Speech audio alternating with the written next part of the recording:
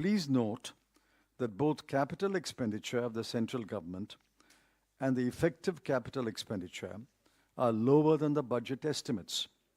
So what drove growth in 22-23? We know that private investment is down, exports are down, and private consumption is stagnant.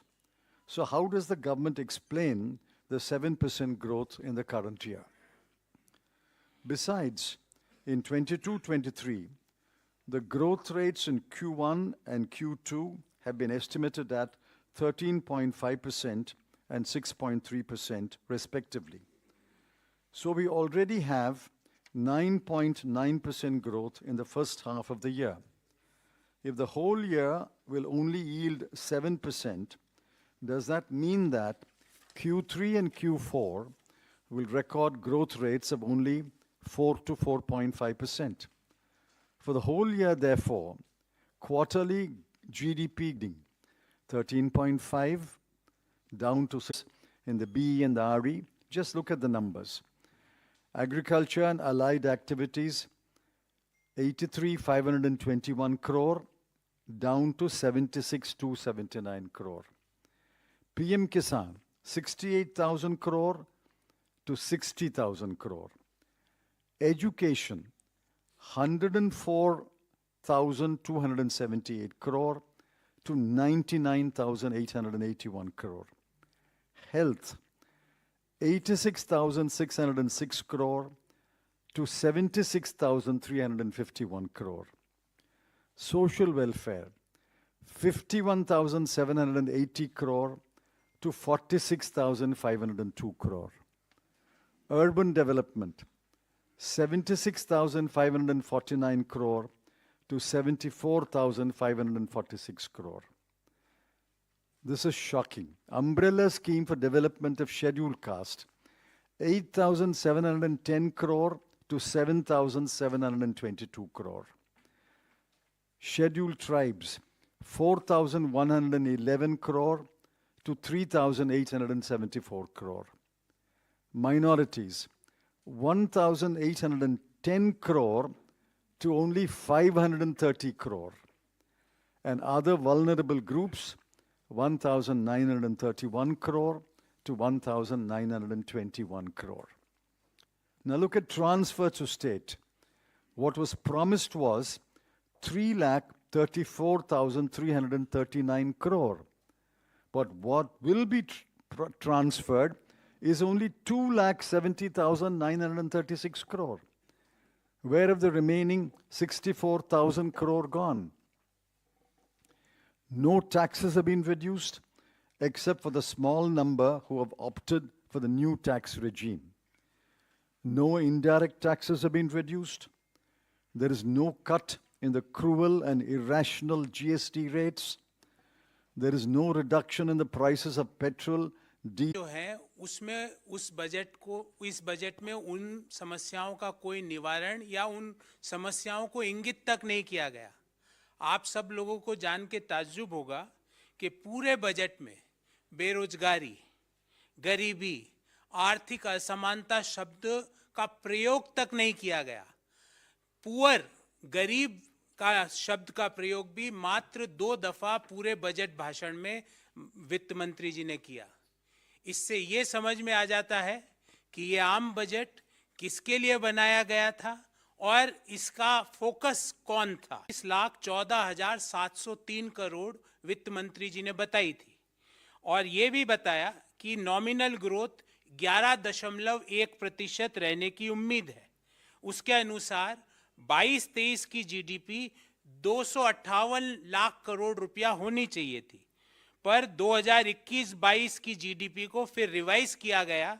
जो पहले 232.14 लाख करोड़ बताई गई, उसको 236.64 लाख करोड़ रुपया उसको रिवाइज किया गया।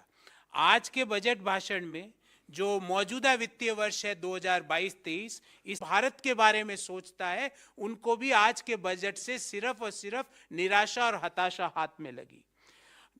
ये बजट मुख्य रूप से उन लोगों के लिए इंगित किया गया था जिनके पास देश की अधिकांश वेल्थ है और जो रिपोर्टें आई है, ऑक्सफैम की रिपोर्ट या और जो इनइक्वलिटी रिपोर्ट है, आपको पता होगा कि 1% भारतीयों के पास देश की कितनी कुल संपत्ति है।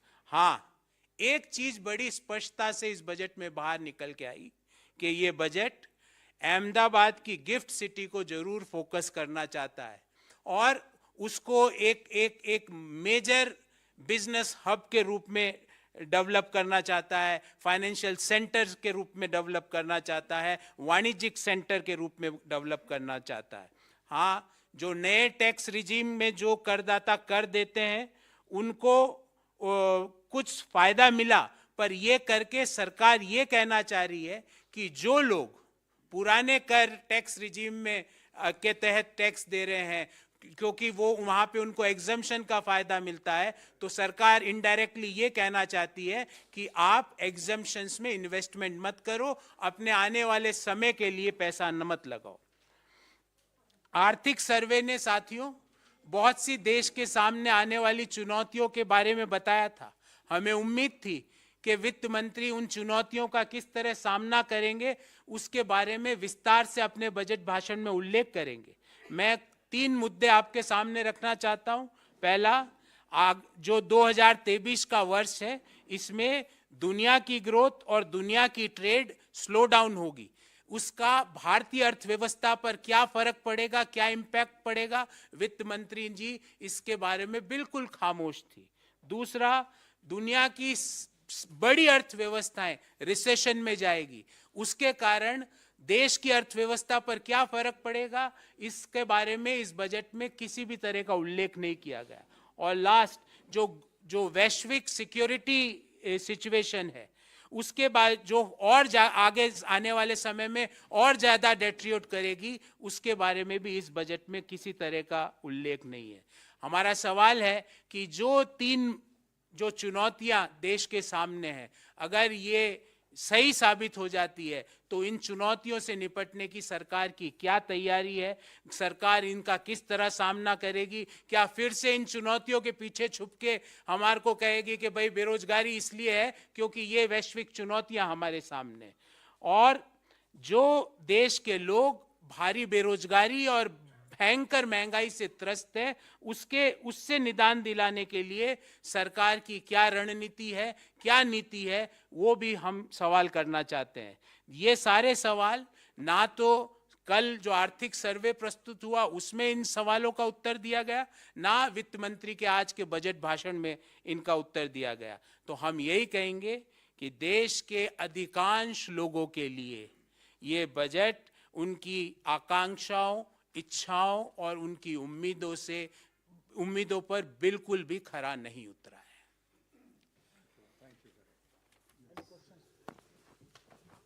Government says it caters to the aspirations of middle class and especially the exemption of 7 lakh rupees in new tax regime. What proportion of taxpayers have moved to the new tax regime? The Income Tax Department is expected to release basic data every year. The last data that has been released is only for assessment year 2019-20. Why has the data not been released? How many people have switched over to the new tax regime? How many of you have switched over to the new tax regime? What about those who have not switched over to the new tax regime? Has there been 1 rupee benefit for them?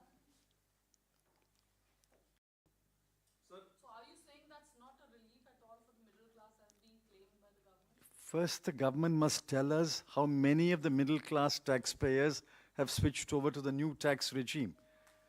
The minor relief that has been given is only for those who have switched over to the new tax regime. For those who are in the old tax regime, there is no concession at all. Considering that the world is staring at a recession and there has been a continuous fall in the GDP growth quarter by quarter in our country, do you think the targets set by the government of 6 to 6.8% are achievable? Targets are meaningless for this government. Look at the opening few paragraphs. They say nominal growth this year has been 15.4%. But they say real growth will be 7%. Now, this is beyond my capacity to understand. How can nominal growth be 15.4 and net real growth be only 7%? I mean, somebody must explain. I'll admit that we are not very well informed, but those who are well informed should explain to us. So you expect a further fall in The GDP growth is falling. It was 13.5% in the first quarter, 6.3 in the second quarter, and according to their own number, the whole year will be 7%. Arithmetically, it works out only to another 8.2% in 2 quarters. So I've divided it into 4.2 and 4. You can divide it into 4.1 and 4.1. Sir railway को 2.4 लाख करोड़ का इस बार budget दिया गया है, लेकिन 9% ज्यादा बताया जा रहा है। allocation to railway.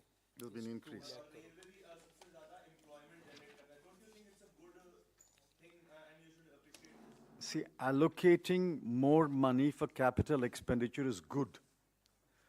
Allocating more money for capital expenditure in railway is good. But look at the record of this government.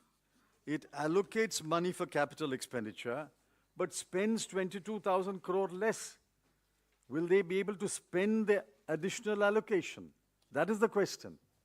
And how many jobs in the railways are vacant? How many exams of railways have been cancelled? So allocating money is not equal to spending the money, nor is allocating money equal to creating jobs. It's only when you actually spend the money and fill the vacancies, your objective will be achieved. Just a follow-up of the first question that Vijay asked. Do you think that by incentivizing the new tax regime, the government actually wants to move towards one system and do away with the old tax regime? You are absolutely correct. That is their intention. But there is a simpler way of doing that.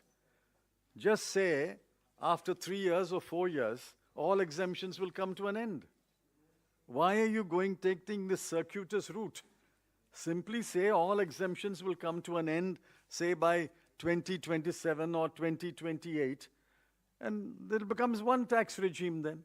Why do you have a exemption tax regime, a no exemption tax regime, and then say it's a default option? What is all this complicated exercise? The ultimate aim of the government is that tax exemptions should be abolished. Tax exemptions give some social security to the middle class today. If tax exemptions are abolished, then there must be another mechanism by which the taxpayer gets some social security. Sir Congress के सांसद कार्तिक कमलम जो आपके बेटे भी हैं, उन्होंने तारीफ की है और उनके स्टेटमेंट की काफी चर्चा हो रही है आज, जो टैक्स में कटौती हुई है, उसकी उन्होंने तारीफ की है, तो उस पर आप क्या कहते हैं? What's he saying? Karthik has said good things about this budget. Appreciated the budget. The tax exemption. He's welcomed the government's move of exempting 7 lakh rupees. That is his view. I don't know if he has moved to the new tax regime. I don't know. That is his view. How is the situation of the unemployment and the income inequality in the country after seeing the budget and the overall state of economy? Because Dr. Farooq Abdullah and other opposition leaders have said that technically there is no middle class, the people have been pushed towards the poor class or towards many of them towards poverty. See, 5.6 crore people have fallen below the poverty line in the last 3 years, thanks to the pandemic and other reasons. Now, to assume that the poor will remain poor and 1% of this country will accumulate the wealth, that's an assumption which we reject as a cruel, cynical assumption. You have to reduce inequality. You have to ensure that the middle class grows. You have to ensure that more people below the poverty line go above the poverty line. Please read the Azim Premji University report. Crores of people have been pushed below the poverty line. And whatever middle class there is, you are denying any relief to that middle class unless that middle class taxpayer moves to the new tax regime. And that is a paltry relief. If you do the calculations, and that will burden this statement, you do the calculation, there is really no benefit except in the middle two slabs. There is really no benefit even under the new tax regime.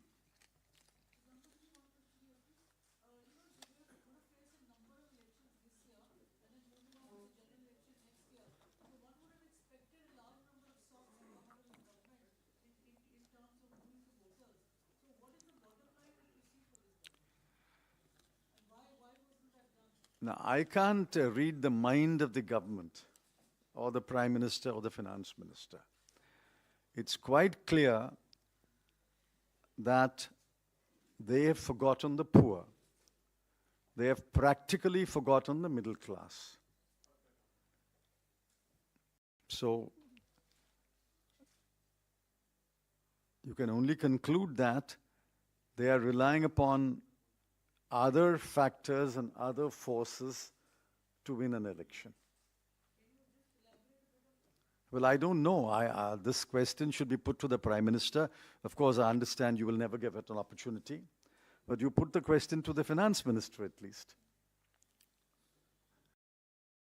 This is about the Manrega actually. So various states are complaining about the wages are not given to the daily workers. But would you like to comment on this because there is no mention about Manrega actually? You see, what is promised is 100 days of employment a year. Now, the economic survey says the Manrega demand has increased. Over 6 crore households have asked for work. Only 5.7 crore households got work. And the average number of days they got work is 42. So we don't have a full Manrega. We have got a less than a half Manrega. They don't get work. All the households don't get work. And even the work they get is only 42 days a year. And every state is saying arrears of Manrega wages are due. So actually, Manrega is being squeezed from all sides. Don't give work to everybody who demands. Don't give him or her 100 days work. And hold back the wages. So it's being squeezed from all sides.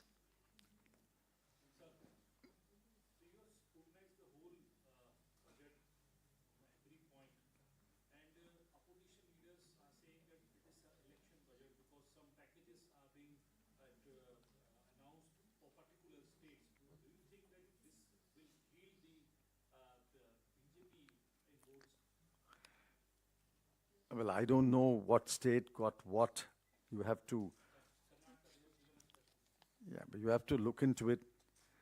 But the fact is that in 22-23, they promised to transfer 3,34,339 crore.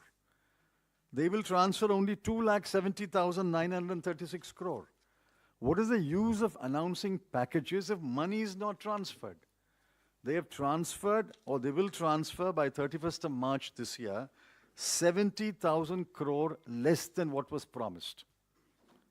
Now, this is the budget number. They can't transfer any more because once this budget is approved, they cannot transfer anything more than 2,70,936 crore. So the state should be asking, where is the money that you promised us?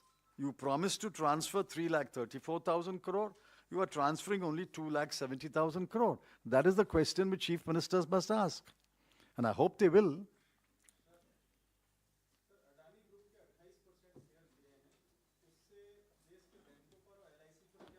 No, that is not part of the budget speech or the budget press conference.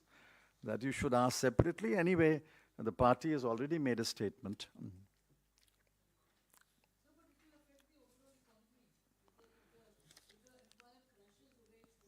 Did you put the question to the finance minister a couple of hours ago? Any